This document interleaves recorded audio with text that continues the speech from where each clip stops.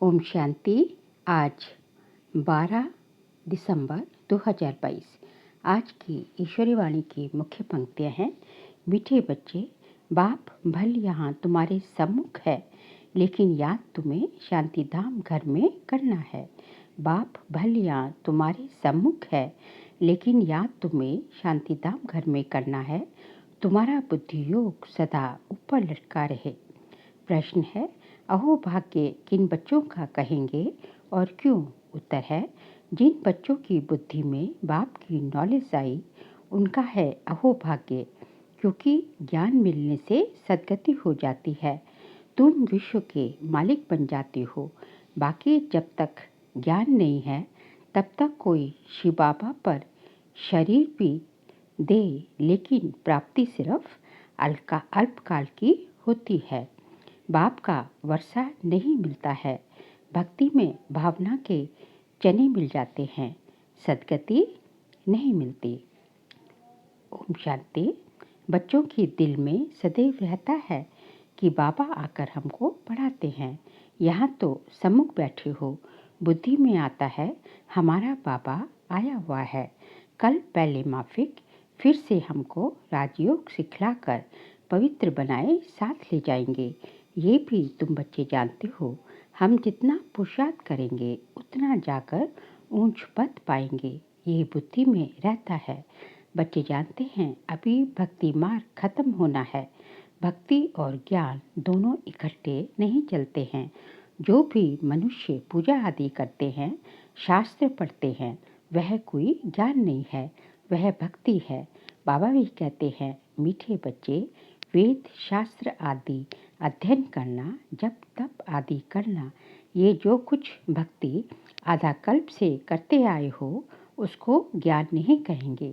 ज्ञान का सागर एक ही परमपिता परमात्मा शिव है। वह तुमको बिल्कुल सही रास्ता बताते हैं कि बच्चे अब मुझे याद करो तो तुम्हारे विकर्म विनाश हो जाएंगे। कोई भी देहधारी को याद नहीं करना है। बुद्धि योग ऊपर में लटका हुआ होना चाहिए।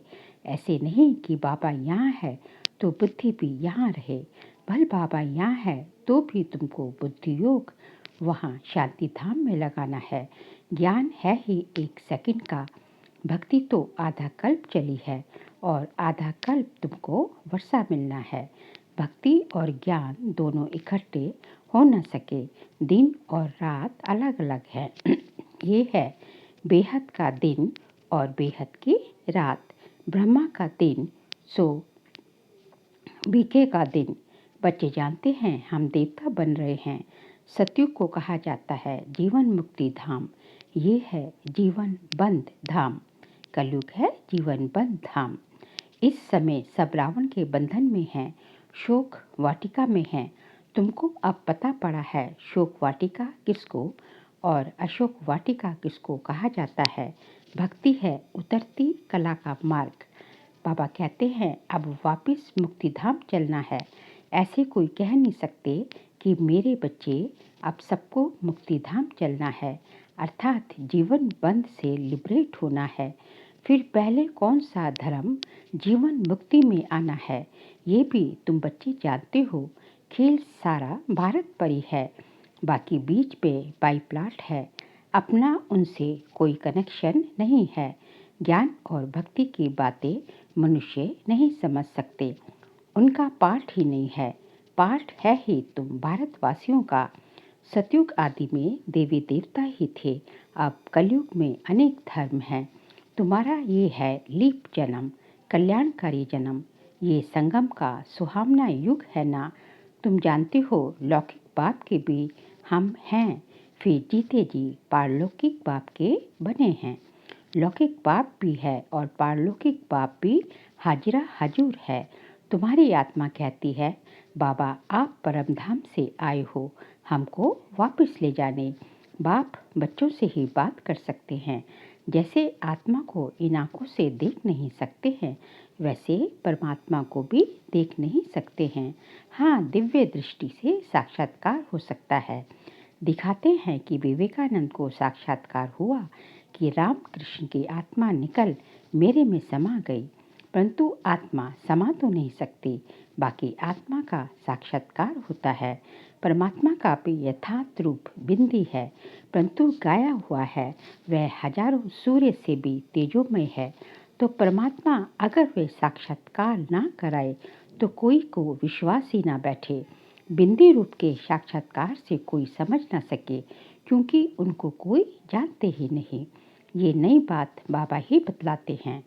परमात्मा बड़ी चीज तो हो ना सके, वह अति सूक्ष्म ते सूक्ष्म है। उनसे सूक्ष्म कुछ भी है नहीं।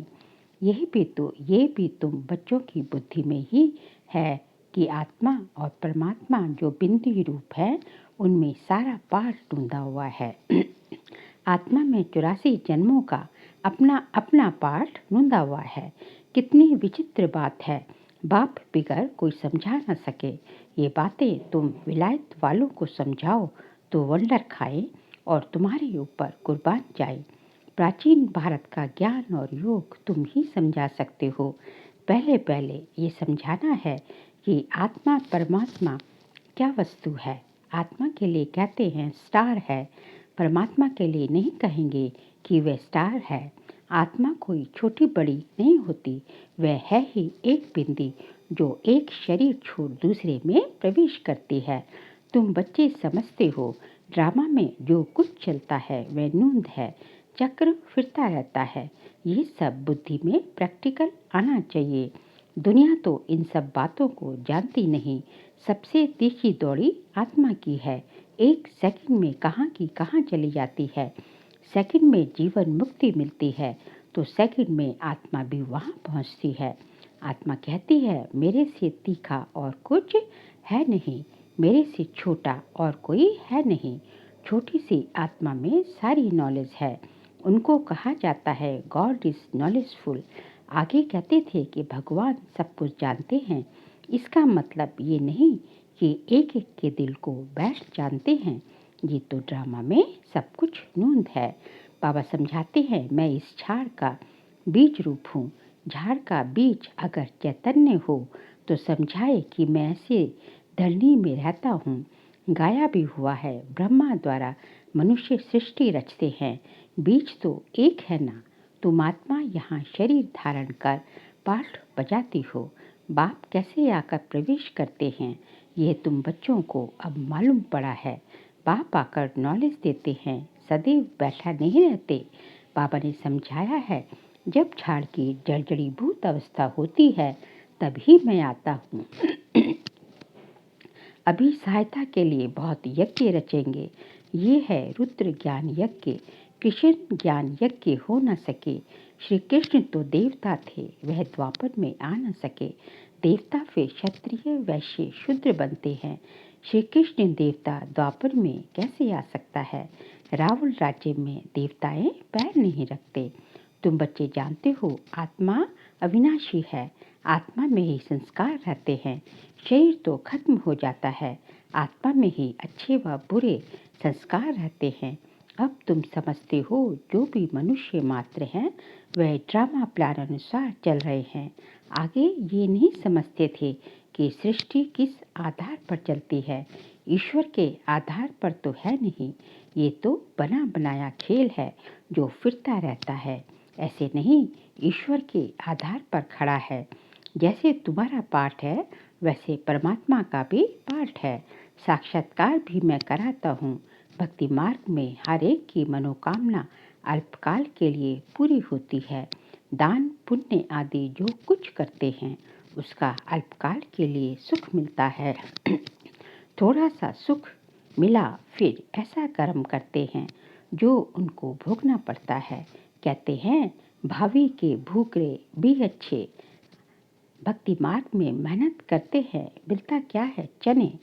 शिव बाबा पर भल शरीर भी होम देते हैं तो भी मिलते भूगरे हैं। वर्षा तो मिल न सके। काशी कलवट खाने समय विकर्म भल नाश होंगे फिर शुरू हो जाएंगे। तो भावना के भूगरे हुए ना।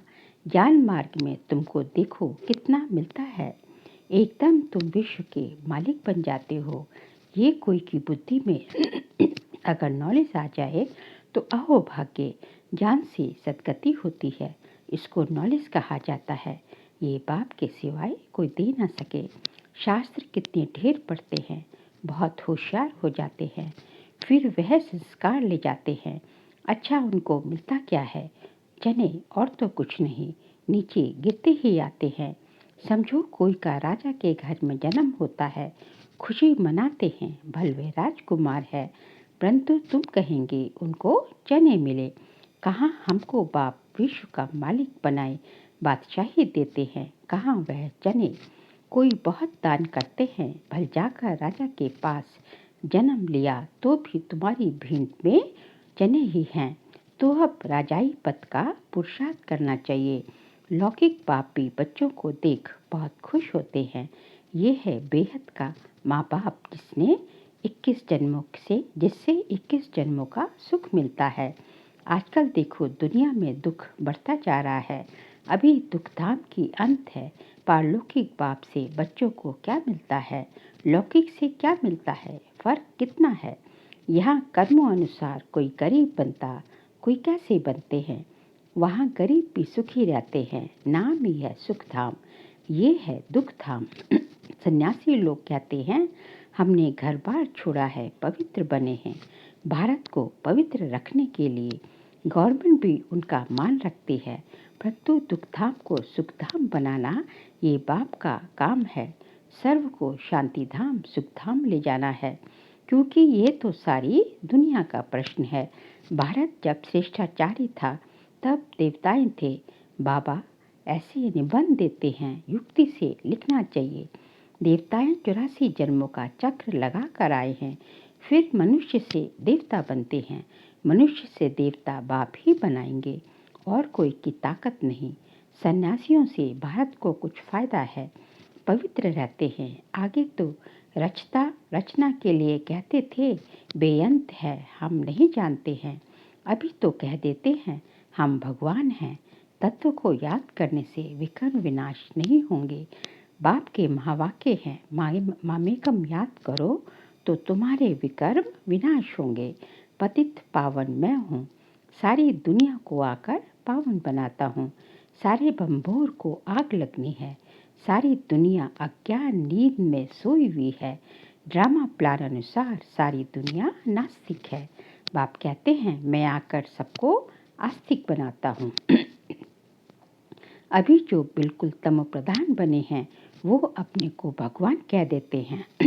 तुम तो इस सृष्टि चक्र के राज को जानने से चक्रवर्ती राजा बनते हो, महावीर बनते हो। तुमको तो प्रारब्ध में माल मिलता है, उनको क्या मिलेगा? उनको केवल चने मिलते हैं। तुम माया पर जीत पाते हो। स्वदर्शन चक्र तुम ब्राह्मणों को है। विष्णु के मंदिर को नर नारायण का मंदिर कहते हैं। वास्तव में लक्ष्मी नारायण को तो 2 भुजाएं चाहिए, परंतु उनको भी 4 भुजाएं दे देते हैं।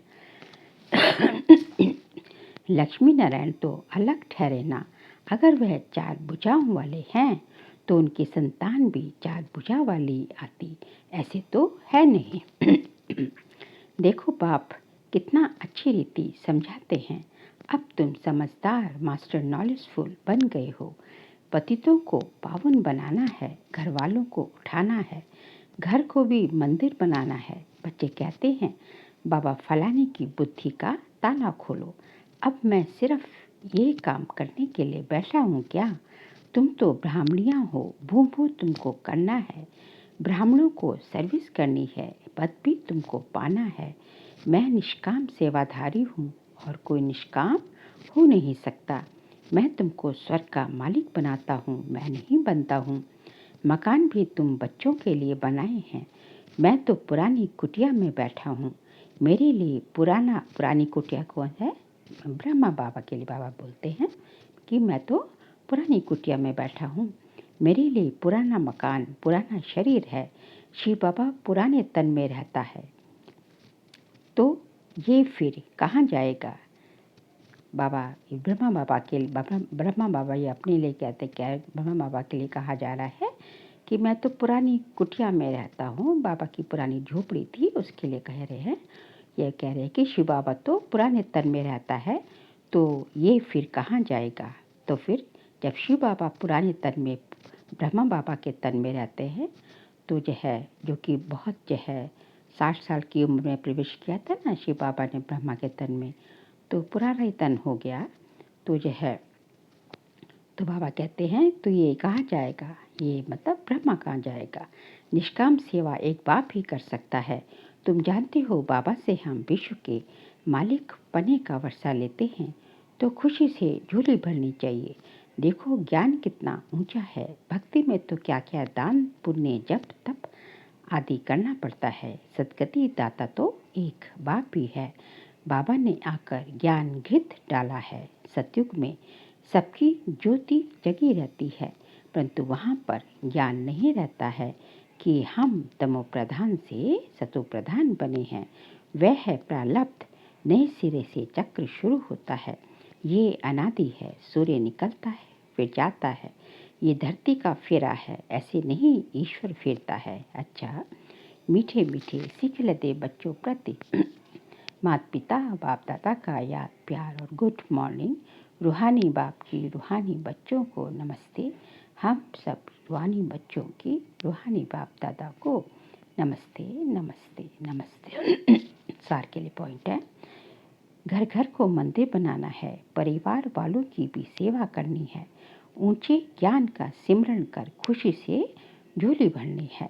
किसी भी देधारी को याद नहीं करना है, अपना बुद्धि योग ऊपर लटकाना है। सुहावने संगम युग पर जीते जी पारलौकिक बाप का बनना है। आज का बाबा का वरदान है, यथार्थ सेवा द्वारा सेवा का प्रत्यक्ष फल खाने वाले मन बुद्धि से सदा तंदुरुस्त भव।